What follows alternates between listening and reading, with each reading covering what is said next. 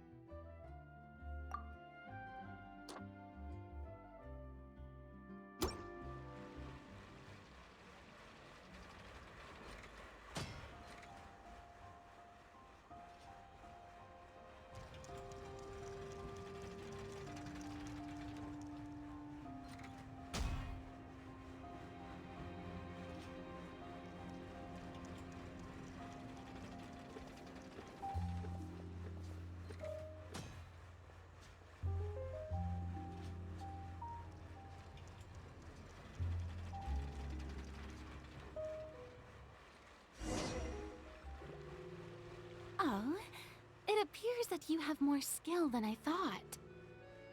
All the shots had a great composition, and I could really feel a connection to the characters and their lines. Yeah! Does that mean you agree to be our director, Farina? Did you think I would agree just like that? After our performance of the Little Oceanid, I've begun to make a name for myself again, you know. In fact, I've already had several troops approach me for the Fontanalia Film Festival. Unfortunately, the scripts were all pretty boring and didn't pique my interest. If others were to find out I agreed to work with you so easily, then, well... Hey, but didn't we have a deal? What else do we need to do to convince you, Farina? Well, what about the pay? Huh? You know, how much you're willing to pay me to be the director? The pay is also an important factor for me to consider, you know. Well, I can offer you this much? What? That's all? If Nervilat were to hear of this, he could charge you with underpaying your labor. I'm sorry, but our crew is in a tight financial spot at the moment. I see. Well, even though it's highly unlikely now that I'll join your crew, there's still something I'd like to ask. Exactly what film are you planning to make? Oh, our script is an adaptation of The Two Musketeers. Huh? Wait, you mean the suspense thriller novel that was a #1 bestseller? Oh, so Farina's read it too. Of course I read it. I've always had a keen interest in artistic works that strike a chord with the populace. I see. It all makes sense now. You must have used most of the budget to pay for the copyright. Not really. The novel's author transferred the copyright to me practically for free once he heard that I wanted to make a film adaptation of the story. The lack of budget is due to another issue. He probably just wants to get his name out there. So, Mora isn't the most important thing to him right now. It reminds me of a delivery courier who wears one of my designs while traveling all across Teyvat. I didn't charge her much for the outfit either. The exposure she provides for my brand is well worth it. So, are you a big fan of this story, Farina? Well, it's alright. The pacing of the story is good, but the character relationships could use some work. When I was reading it before, I always felt like some things were left on a rather unsatisfactory note. I have high standards, you know. Ahem, Mr. Xavier, if, hypothetically speaking, I agree to be the director, how much freedom would I have in terms of script revisions and creative interpretation? Oh, as much freedom as you would need. I wouldn't dare doubt the tastes of Fontaine's greatest star. Good. Then I'm free to alter the script as I see fit. Absolutely, no problem.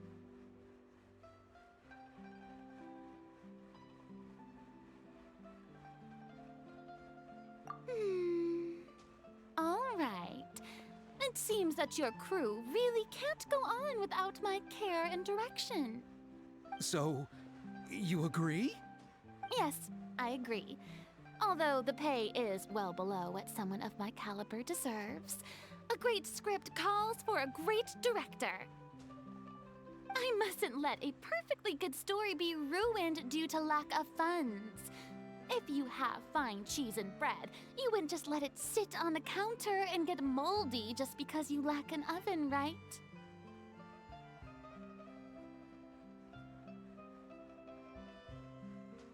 Oh, Hydro Archon above! I'm not dreaming, am I? Somebody pinch me. There's no more Hydro Archon, you know. And it's still a little early to celebrate. There's a lot that goes into shooting a film. Although the trickiest tasks of finalizing the script and casting the actors have already been taken care of, we'll still need to reserve filming locations. Not to say set up lighting and props. And by the way, since we'll be filming The Two Musketeers, we'll need to find an action choreographer. Ideally, a professional who has actual experience with muskets. Yes, I've thought about this as well. I was hoping that you might know someone who could handle the job. Me? If this was before, I could have simply asked Florand. But it's already been some time since I last talked to her. Navia can also use firearms, but unfortunately, her style is quite different from that of the characters in the story. Could we ask the Special Security and Surveillance Patrol? Oh, you mean the Special Patrol's Musketeers? Yes, that's right. They work with muskets every day. I can't think of anyone more qualified than them. They would be under Nervilette's jurisdiction. Unfortunately, I, don't have any connection with them at all. So, in the end, we still have to start by talking to Nervilette. No need to go to all that trouble. I know their Captain Chevres. Oh, you do? Wait, Chiori, how do you know the captain of the Special Patrol's Musketeers? No particular reason. Running a business means dealing with some trouble from time to time, and she's helped me out on a few occasions. In return, I've helped her handle a few situations in which the Special Patrol couldn't get involved directly. So, we've gotten to know each other over time. So you're saying there's been times when the Special Patrol needed a fashion designer to handle a situation? Your work is becoming more and more mysterious. It'd be best to keep it that way. Anyway, enough about that. What do you all think about asking the captain to be our musket action choreographer? She sounds professional enough. She is a captain after all. I have no objections. But I imagine the Special Security and Surveillance Patrol must be busy with their duties. Do you think she'd really have time to help with shooting a film? And then there's the issue of pay. Well, it just so happens that she's also not the kind of person that's just after Mora. As for whether she has time, I'll have to go and ask her first. Then I'll leave that to you.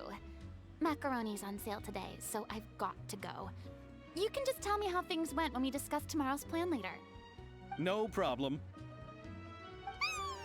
Having Farina join feels like a big boost to our team. Of course. Just wait until the day of our premiere. You'll witness the true power of my name in these lands. You'll be so glad I agreed to help. I can guarantee that even the standing tickets will be sold out. I'll be sure to ask some people I know to see if they'd be willing to act as extras. Seems like you're finally getting more comfortable with your own reputation now. I didn't ask for the Clapper Loader's commentary, Paimon. Then let's get going. I happen to know where Chevreuse is today. By the way, I'm curious.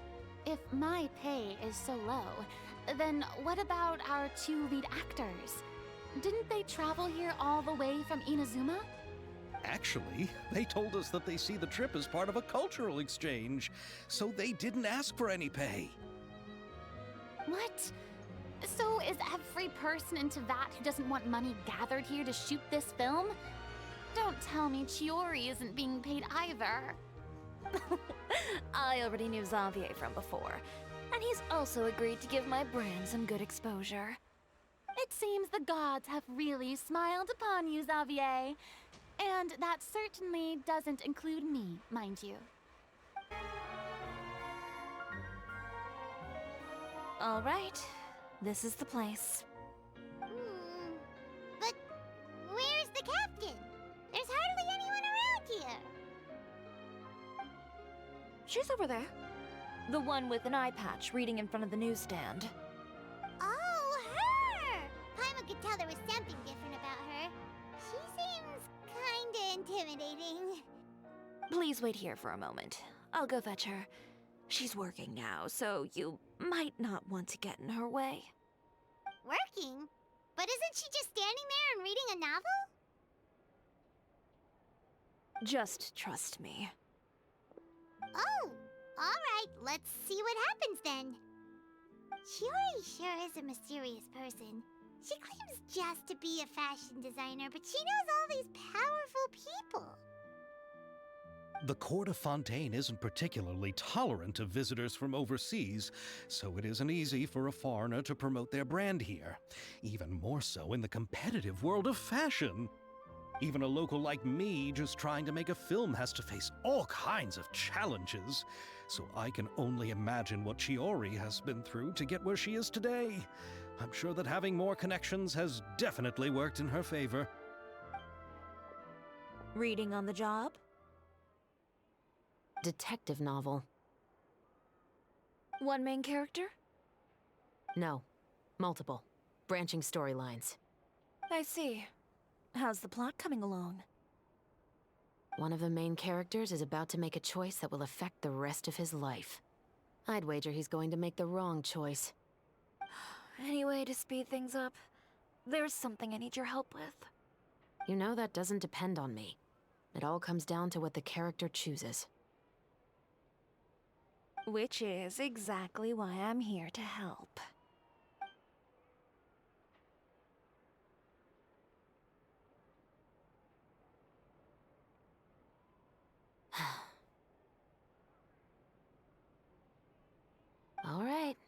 appears he made the wrong choice in the end.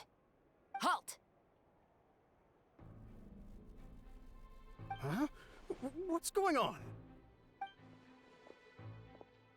Hand over whatever you're holding. Oh, it's just a book. I didn't buy anything else. Then I'm sure you wouldn't mind letting me have a look. Excuse me, officer. I don't mind you standing around here, not purchasing anything, but I'd prefer if you didn't disturb my customers. It's bad for business, you know? Don't give me that act. You won't be able to get off so easily either. I am Chevras, captain of Fontaine's Special Security and Surveillance Patrol. I will say this one last time. Hand over whatever you're holding at once. And before you do anything unwise, let me remind you that I'll have you on the ground before you can even think about making a run for it. All right. I'll give it to you. But please let me say something first. If there's any contraband in that book, then the shopkeeper here is the one who slipped it in. I don't have anything to do with this. Why, you trying to leave me on the hook, huh? You were the one who said you wanted it. Save it for the interrogation room. Take them away, Letelier.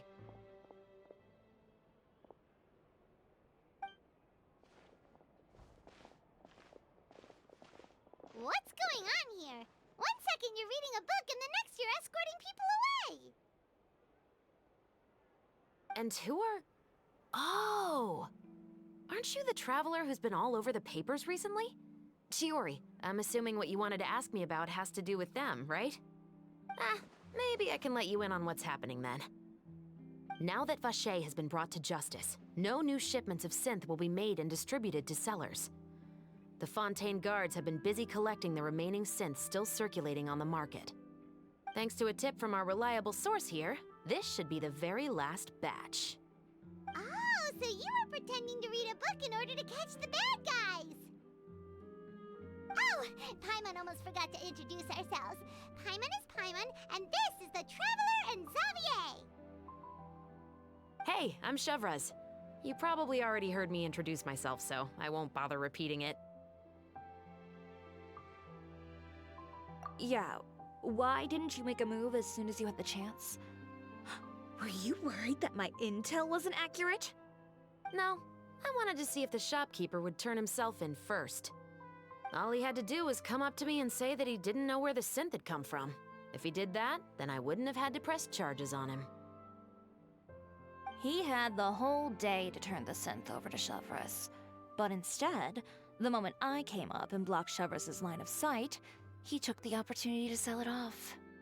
Yep, he made the wrong choice, even though the right choice was right there in front of him. But you knew they wouldn't make the right choice. Yeah, I knew. I was just hoping I'd be wrong for once. Enough about that, though. What did you want to ask me about? Oh, you see, it's like this.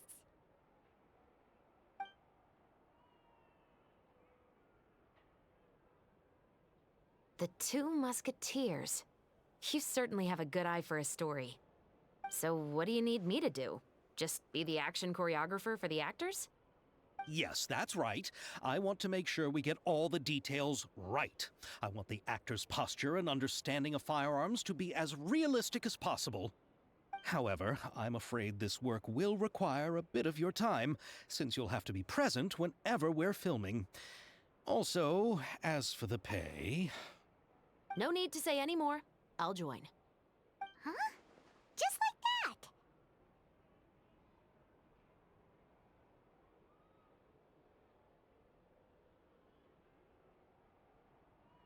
that. Really? You're willing to help us with our humble film project? Sure, it's no big deal. As I said, we've wrapped up our investigation here, so I don't have any other tasks on my plate for the moment. Besides, I personally really like this novel. I even have the collector's edition at home. Stories where justice prevails over evil never get old for me. Then we've got a deal?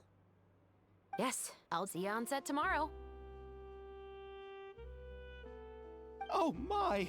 I can hardly believe it! I should tell Lady Farina immediately. Oh, and I must tell the prop manager and lighting technician to get everything ready. We start filming tomorrow! Calm down, Xavier. The film is going to take more than just a day to finish. Still, I should also head back now and start preparing the actors' costumes and makeup. Alright, guess that's it for today then. Traveler, Paimon, please stay for a moment. I have something to tell you. Then I'll take Xavier back. Poor thing. He's so excited that he can't even walk straight anymore. I don't want to spend our first day fishing our producer out of the fountain. He'd better. So what did you want to tell us, Chevres? Have you read The Two Musketeers? The story is about a pair of children born into the household of a baron, and their struggle to survive together and take revenge for their mother. They were raised at the baron's estate, where their mother worked as a maid. The two were illegitimate children that the baron had with the maid, so they were never treated well by anyone. One day, upon returning home, they found their mother had been murdered and left dead on the floor. It was quite evident that the culprits were the other members of the baron's household, who never had any kind words to say to them. However, the baron was able to exert his influence and keep the whole thing under wraps. The mother's death was eventually deemed as a suicide, and there was no chance of bringing her murderers to justice. The two siblings decided to flee and someday avenge their mother. Many years later, members of the baron's family suddenly started turning up dead one after the other, all killed by gunshot. A rainbow rose was found on each of the victims' bodies, being the flower that the kid's mother liked best. The baron believed that the mother's soul had come to take vengeance on him, so he lived in fear each day. But it was actually those two siblings who had fled all those years ago. They relied on each other to survive and trained day and night, eventually becoming adept musketeers. They used all of their abilities to collect evidence and clues before executing their plan and exacting revenge on the baron. Their actions let the truth behind their mother's death be known to all. That's quite an exhilarating story. Yep, the baron got what he deserved for his evil deeds, and justice was able to prevail. It was just the kind of story I enjoy. Oh, so is that why you were so willing to join our crew, Chevres? You could say it was one of the reasons. Oh, you mean there were other reasons too? I've read the reports about you. Whether it was at the trials or when you lent your hand to resolve our nation's crisis, you've shown that you've got a strong sense of justice, as well as a great mind for deductions. Yes, you're as sharp as I expected. It seems you've experienced many similar situations before. There's been a recent murder case involving Muskets. The perpetrator's methods appear to be very similar to what is described in the novel. Huh, really? But Paimon didn't see anything about that in today's papers. The Marechaussee Phantom hasn't yet released any information to the public because the investigation is currently at a standstill. The murderer is extremely cautious. A murder involving firearms? But not that many people use those in Fontaine, right? Impossible. We perform a routine inspection of our firearms and ammo reserves every day. If one of the weapons had been fired, it would stick out like a sore thumb. Besides, I trust the members of my platoon. However... Well, that's all I can disclose about the case today. Huh? What do you mean? I hope you all can go back and get some shut-eye. You can decide tomorrow whether or not you'd like to join the investigation with me. I'm aware this might not be the ideal time to add more to your plate, but the more capable people we have, the better the chances that justice will prevail. Carrying out investigations isn't actually supposed to be our responsibility. Our job is to apprehend the perpetrators. Finding them is really up to the Marechaussee Phantom. You could say I'm taking part in the investigation out of personal interest. I don't want people to see Muskets in a negative way, and also, I'm concerned about the similarity between the crimes and the story. You mean they might be connected somehow? I suspect so. Just to make myself clear, this is not an order, nor is it a deal of any kind. It's a request, nothing more. If you two have any interest in the case after we finish filming tomorrow and are willing to assist me, then I would be most grateful. What do you think, Traveler? Yeah, you're right.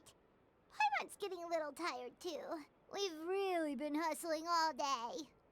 You'd better head back and get some rest. It's good to keep a calm mind, especially when you're about to make an important decision. Otherwise, when the moment comes, you might end up like that shopkeeper and not even realize that the right choice is right there in front of you.